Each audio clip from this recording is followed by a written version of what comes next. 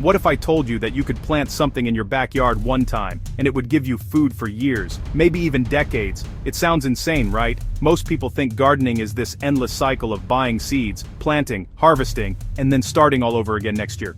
But today, we're going to completely destroy that idea. I've spent thousands of dollars and countless hours finding the most insane, productive, and delicious plants that you only have to plant once. These aren't just regular vegetables, these are perennial powerhouses that will literally change the way you think about food forever. We're about to go on an epic journey to discover the top 10 perennial plants that will keep your kitchen stocked year after year. I'm talking about berries that make incredible jams, weird-looking roots that are surprisingly delicious, and even nuts that could feed a family. We're going to break down exactly how to plant them, how to take care of them, and how to harvest them for maximum food. This isn't just a gardening video, this is a life hack that could save you thousands of dollars on groceries. I challenged myself to find the absolute best. What we found is mind-blowing. So if you've ever wanted to have an endless supply of free food, you need to watch this entire video. I'm going to give you all the secrets, all the tips, and show you step by step how to turn a small patch of dirt into a food-producing machine that runs on autopilot. We are counting down the top 10 perennials that you need to plant right now. And trust me, you are not going to want to miss number 1. It's a game changer. Let's get into it. Alright, kicking off our list at number 10 is a plant that's an absolute beast, the elderberry. You've probably seen elderberry syrup in stores for like $20 a tiny bottle. Well, what if you could grow an endless supply of it for free? This plant isn't just a plant, it's a high-yield berry factory. We're talking enough to make all the jam, syrup, and pies you could ever want. The best part is how ridiculously easy it is to grow. You can basically stick a cutting in the ground. They prefer moist, well-drained soil and a good amount of sun. But they're super forgiving. We planted some in a corner of the yard that we thought was useless, and now it's one of the most productive spots we have.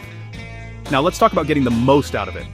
To keep these bushes producing like crazy, you need to do a little bit of pruning. All you do is cut back the oldest, woodiest canes right down to the ground in the late winter. This encourages new, super productive shoots. The berries are packed with vitamins and antioxidants. You cook them down to make syrup.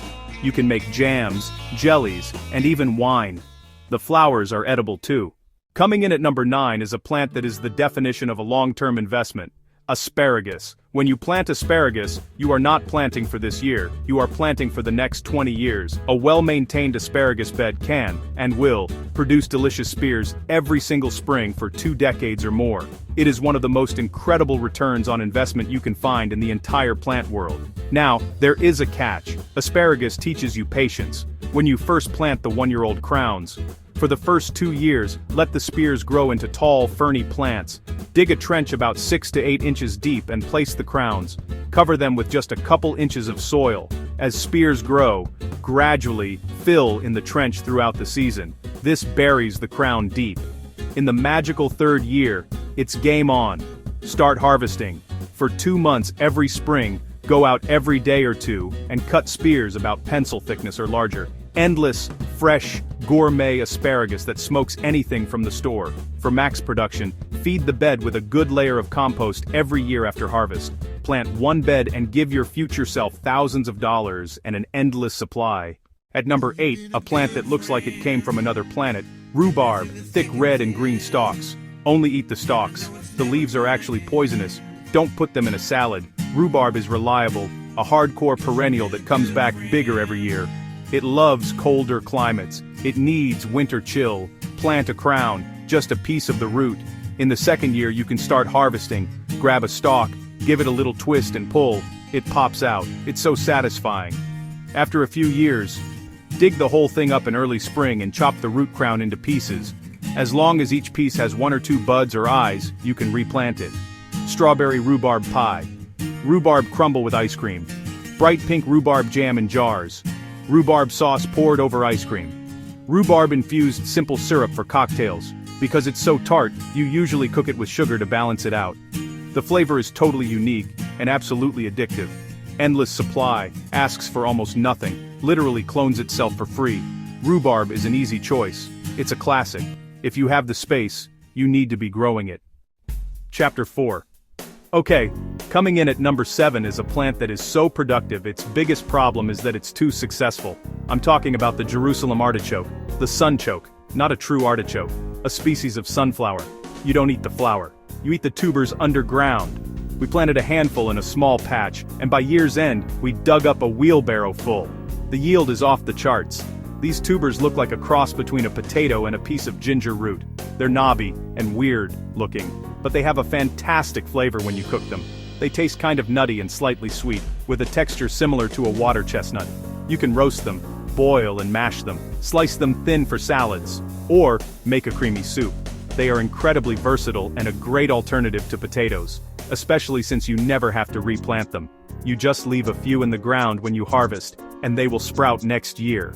As I said, this plant is aggressive.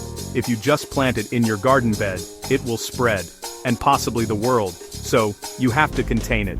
The best way, in a large pot, or a raised bed with a solid barrier underneath, or give it a dedicated patch where it can go wild. After the first frost, that's your signal. You just take a digging fork, and you'll find treasure.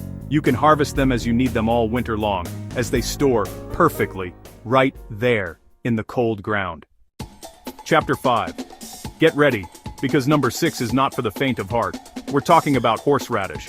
If you've ever had a tiny bit, this isn't a plant you eat by the pound. This is a plant you use to create the most powerful fiery condiments known to man. And the best part? It's practically indestructible. You can plant one piece of root, and you will have horseradish for the rest of your life. Growing horseradish is ridiculously simple. You take a piece of the root, and you just bury it in the ground. That's it. It will send up a bunch of large leaves, but all the action is happening underground. The secret to harvesting. You don't have to dig up the whole plant. The main taproot will send out smaller side roots. Carefully harvest side roots and leave the parent. Or dig up the whole thing, cut off the main thick part, and replant the thinner bottom end. It will regrow into a whole new plant.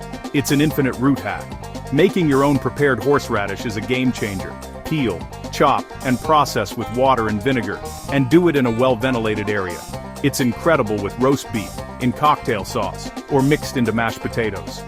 For its sheer toughness, its ability to regenerate, and its power to add an insane kick to your food, horseradish is a top-tier perennial. Chapter 6. We're at the halfway point. For number 5, a superstar few know, Sea Buckthorn. Forget supplement pills you see online. This is the original source. These bushes produce insane quantities of bright orange berries, one of the planet's most nutrient-dense foods. Packed with vitamin C, way more than an orange. Vitamins, antioxidants, healthy omega fatty acids. Sea buckthorn is a nitrogen-fixing plant, pulls nitrogen from the air and converts it into natural fertilizer. Free fertilizer! Essentially, it makes its own food and shares it with surrounding plants. Actively improves your soil, feeds other garden plants for free. It's also super tough and thorny, makes an incredible windbreak, or a living fence, to keep animals out. We planted a hedge along our property. Now it protects delicate plants from the wind, fertilizes the soil, and gives a massive harvest of berries. The berries are incredibly tart. They make amazing juice, syrup, jam. We juice them and freeze the juice in ice cube trays. Pop a cube into a smoothie, a glass of water, or a cocktail. You do need to plant at least 2, one male and one female plant, for pollination and for the female to produce berries. For a plant that acts as a fence, a fertilizer factory, and a source of one of the healthiest berries on Earth, Sea buckthorn builds a healthier, more resilient garden ecosystem. It's an absolute must-have. Chapter 7. Sticking with the theme of plants that are secret overachievers, number 4 is the Goumi Berry. This is another plant you probably won't find at your local grocery store, which is exactly why you should be growing it. Like the sea buckthorn, the Goumi is also a nitrogen-fixing shrub. Planting these around your fruit trees and throughout your garden beds is like a slow-release nutrient boost. The berries are bright red, speckled with silver, a mix of tart and sweet, like a sour cherry or a cranberry with a unique savory note. Goumi berries ripen later in the season, giving you a fresh harvest when a lot of other things are finishing up. One of the best things about Goumi bushes is how well they play with others. It's a key player in creating a polyculture. They're drought-tolerant once established, pest-resistant, and grow in many soil types. The berries are great fresh, but also make incredible jams and sauces because their high pectin content helps them set up really well. We planted a few and forgot about them, and then one day, they were absolutely dripping with fruit. It was like finding a hidden treasure. Chapter 8. Cracking our top 3. We have a classic duo. Currants and gooseberries. These are hardy, reliable, incredibly productive woody bushes. They'll pump out pounds of fruit every year with very little fuss. If trees intimidate you, these bushes are the perfect place to start. Red currants are tart and juicy. Black currants have a deep, rich, musky flavor. Think Ribena. White currants are a bit sweeter and less intense. Gooseberries range from mouth-puckeringly sour to surprisingly sweet, with a grape-like complexity. The main reason: reliability and usefulness. These berries are practically made for preserving, jams, jellies, preserves. It can stock your pantry for the entire year. Preserve your harvest for the whole year. To keep them producing, prune in winter. Cut out oldest wood to encourage new growth. Pruning opens the plant to light and air. Sweeter berries, they can handle partial shade, and many modern varieties resist powdery mildew. For a small space, you get huge, versatile fruit, direct line to food security. That's why they're an incredible number 3. Chapter 9. All right, for our number 2 spot, we are thinking big. Plant a legacy. We're moving beyond bushes and into the realm of giants. I'm talking about the chestnut tree. This isn't a plant for a small backyard, and it's not a plant for the impatient. This is a legacy plant. A mature chestnut tree is a food production engine that can drop hundreds of pounds of nuts every year for a century or more. When you plant a chestnut sapling, you're probably going to wait 5 to 10 years for a significant harvest. But the payoff is astronomical. A single mature, healthy tree can produce over 100 pounds of nuts. Before a major blight, we're now planting blight-resistant hybrids to bring this incredible food source back. You need space. You need sun. Plant at least 2 different varieties for cross-pollination. Prefer well-drained, slightly acidic soil, not heavy clay or wet ground. You plant your 2 little trees, you protect them while they're young, and then you wait. Harvesting is as easy as waiting for them to fall. In the autumn, the spiky burrs drop. Put on thick gloves, collect the burrs, and pop them open to get the smooth, brown nuts inside. Roast over an open fire, boil, grind into gluten-free flour, add to stuffings, make soups.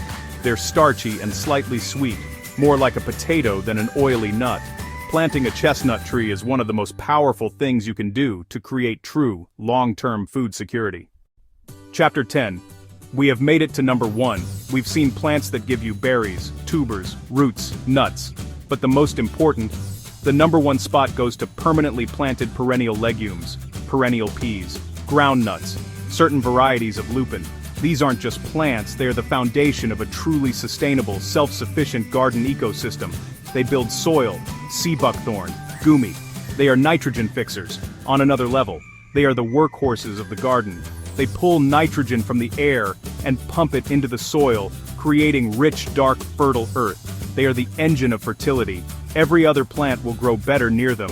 American groundnut, vining perennial that produces edible tubers. Potato meets bean.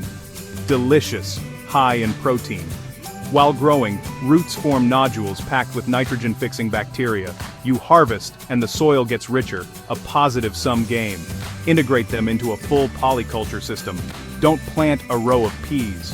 Plant them at the base of fruit trees. Suppress weeds. Retain moisture. Constantly fertilize the tree. Stop buying bags of fertilizer forever.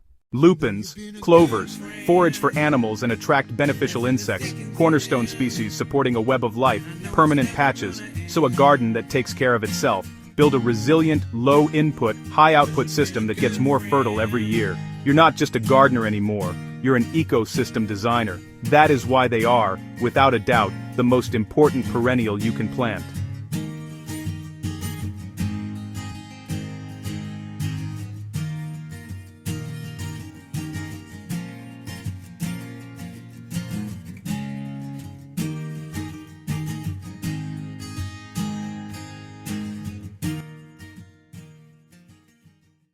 And that's a wrap. We've counted down the top 10 most insane perennial plants you can plant once and eat from years, or even for the rest of your life. Recap time. Here's all 10 again. The fiery horseradish root, the legacy of a chestnut tree, the soil-building magic of perennial legumes. This is more than just gardening. This is a complete paradigm shift. Imagine your grocery bill shrinking year after year. Imagine walking into your backyard and harvesting fresh, delicious food that you grew with almost no ongoing effort. My challenge to you: just start with one. You don't have to plant all 10. Pick the one that excited you and get it in the ground. Thank you so much for watching. If you plant any of these, my wines avoid Seizerin, Einstein die Sai Wiern Duren, the Roizuren Stad Dine, and then Stein Drurid. Tag me on social media. Don't forget to subscribe. We spent a ton of time and effort putting this list together, so hitting that subscribe button is the best way to support the channel. Now go plant something that will outlive you.